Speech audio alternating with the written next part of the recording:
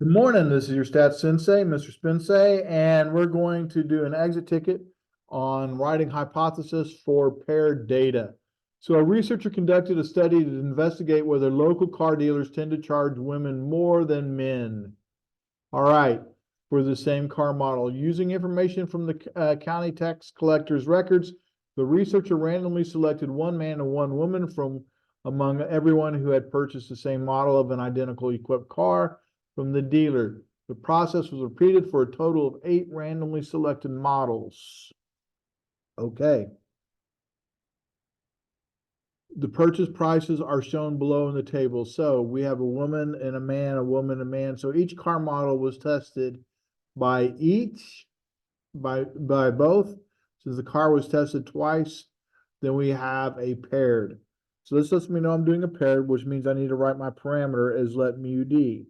Let mu d equal the true population mean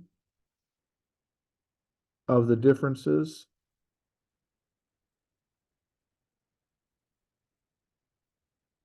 Well, what are we interested in? Car sales price.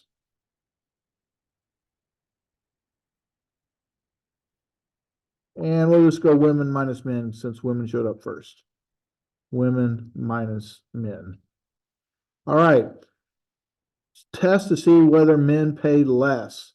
Well, if this is less, this is more. So this is a 10, and let's just say this is 6, so this is greater than. So hypothesis, HO, mu D equals 0, because that means there's no difference. When I subtract, I'd get 0. On the other hand, what's the probability that women pay more? Well, we just said it was greater than, so greater than 0.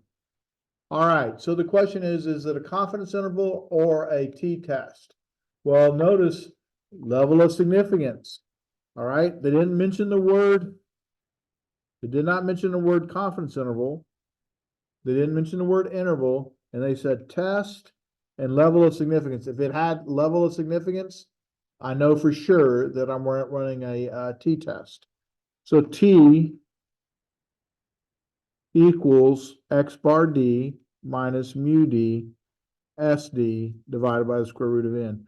And we need the d's because we're talking about the differences. All right, we're talking about the differences. All right, next one.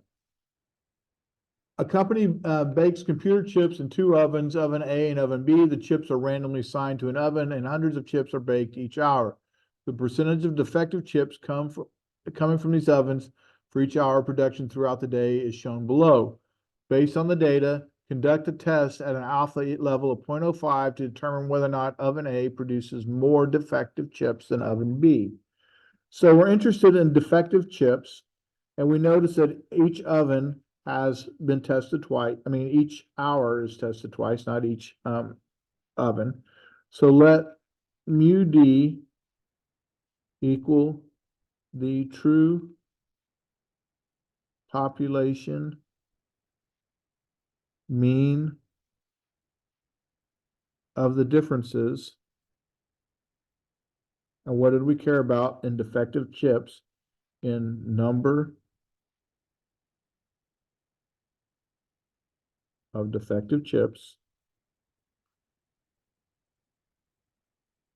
of an A minus of an B.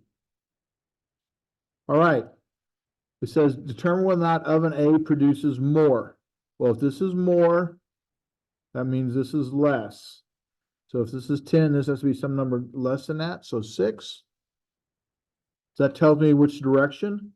So HO, remember, there should be no difference. If there's no difference, it equals 0 when I subtract. On the other hand, this says greater than 0, so mu D is greater than 0. Now, conduct a test at an alpha level of 0.05. Well, there's a key word, alpha.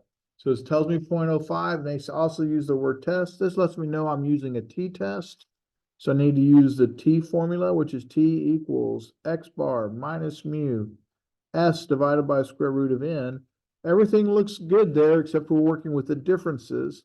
So this is X bar, the sample mean of the difference, the population mean of the difference, and the standard deviation from the sample of the differences. Sure appreciate you watching, and I hope to see you on the next one. Thank you.